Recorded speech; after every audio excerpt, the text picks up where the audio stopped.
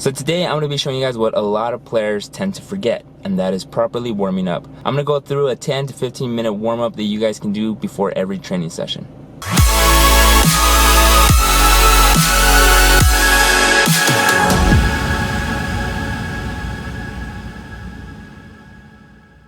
To start this warm up off, I lay down about 10 cones.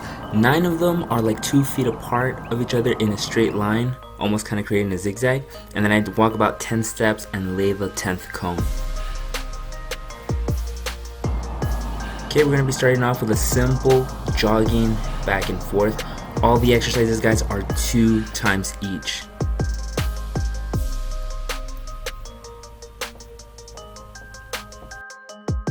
After the jogging, the first exercise we're doing is quick feet. You're going to do it all the way to the 9th cone, and once you reach that 9th cone, you're going to jog all the way to the last one, which is the 10th, and jog back to the beginning.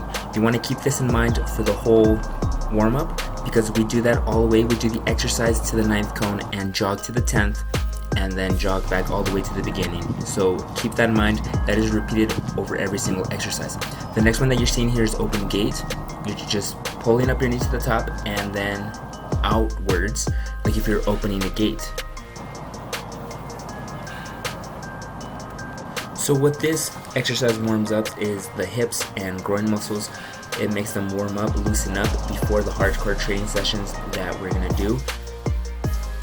I would recommend it to do 2 times, because at the end of the whole warm-up deal, it's static stretching those specific muscles. Those are some muscles that some soccer players just forget to stretch out, and that's how groin injuries happen, or that's how some even hip fractures happen.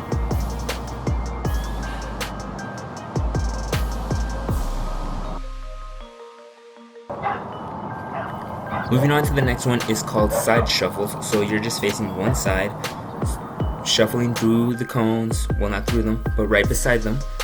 Make sure your feet do not touch each other. You don't want to sound like a horse, because that means you're not being light on your feet. This really warms up all your hips, your groin muscles again, for those lateral cut movements that you'll be doing in a game, which a lot of soccer players eventually do in a game. Next, we're moving on to reach to forward toe. This is now more of a stretch more than a movement. So you want to hold it for at least 2 seconds and then move on to the next one. Again, once you reach that 9th cone, you go into the jog to the 10th and back to the beginning. What this exercise is stretching out is your hamstring, calf, and even your toes. A lot of players have problems underneath their feet and causes like cramps during the night. So doing this type of warm-up really stretches out your toes to a certain extent to not have cramps in the middle of a game or something. Now we're going to do the walking quad stretch, which in the word itself is the quad. We're stretching out the quad, getting ready to do sharp cut movements. I mean, if you haven't done this in a warm-up, or any coach has made you warm up that muscle, then your coach is not a coach. I stretch this out every single time I'm about to train or even into a game. Now, why in the walking position is because it makes me focus between right and left, getting ready for a game scenario into movement.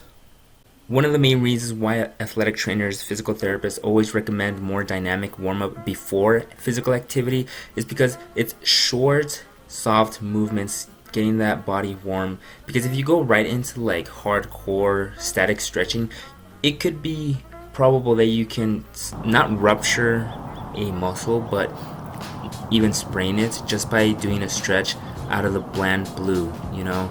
There's a lot of science in between that, so you could obviously go into your nearest physical therapist and ask him about that, or sports medicine teacher that you have in school, athletic trainer, whatever floats your boat.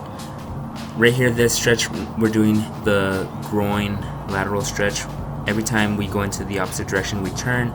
Make sure you tilt both right and left side, that way you get both sides of your groin and inner thighs. And again, jogging back and to the beginning.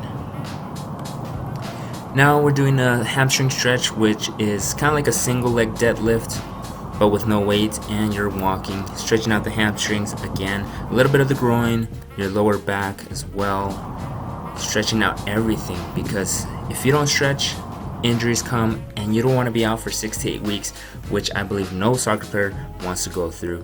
So stretch properly, go slowly. In the video it looks fast, but in reality I went pretty slow just to save time on the video. Then the following exercise that we're doing now, we're picking up the pace to 50-60% speed, as you guys can see on the screen. I did regular zigzag for 2 sets to make those quick, sharp movements that I will be seeing in a game. And then forward and back zigzag, keeping that 50-60% speed. Try not to raise it up as much until you know you're about to be closer to finish.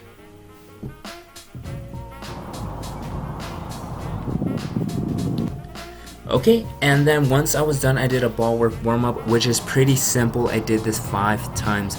You're keeping the same set, about the 10 cones, 9 and then 1 at the end. I was juggling the ball all the way to the 9th cone. Once I reach it, drop it down to the ground, dribble around, and then coming back with a zigzag freestyle. You could do anything that you feel free with. That way you can play with the ball. Here, try to raise up your speed 70-80%. Don't go slow anymore, because this is the time when you're getting ready. Now for sure you're about to go hardcore into your training.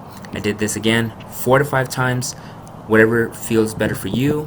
And this is my warm-up, so don't forget to like, subscribe, and what else? I'm forgetting something. And hit that bell notification to watch more Shuko FC videos like this. Thank you so much for watching, and ascend to the top. See you guys on the next episode.